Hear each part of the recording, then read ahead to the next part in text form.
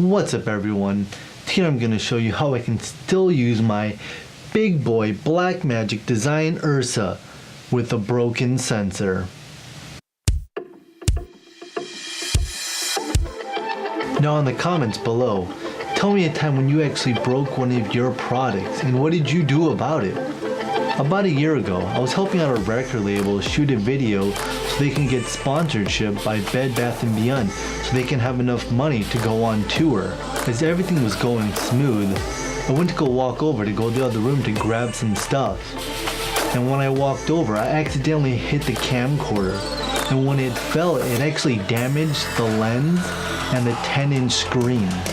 Since the camcorder hit the ground, the lens went straight to the sensor and broke the 10-inch screen, and that is actually where the record button was.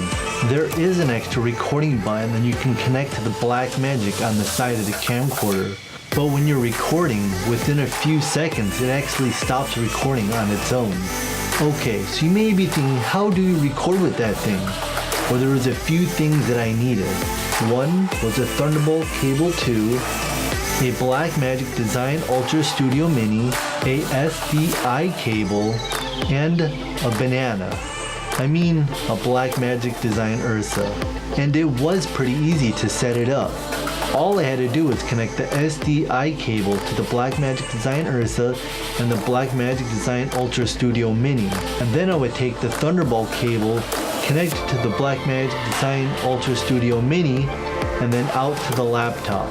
Now since Adobe is powerful enough that it can suck the juice out of the camcorder, I had to use a different software, and the one that I found is Snagit. Now I'll put a link below so you can check out the software, but it is something that's pretty affordable, $49.95, and it can actually get the job done.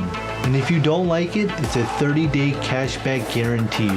If your camera or camcorder broke and you're on a low budget, make sure this will not stop you from doing what you want. Truly, all you actually need is your phone to get the job done. But maybe if your professional camcorder broke, kinda like mine, this may fix your problem, but I'm not 100% sure. If you thought this video was helpful, click on the like button.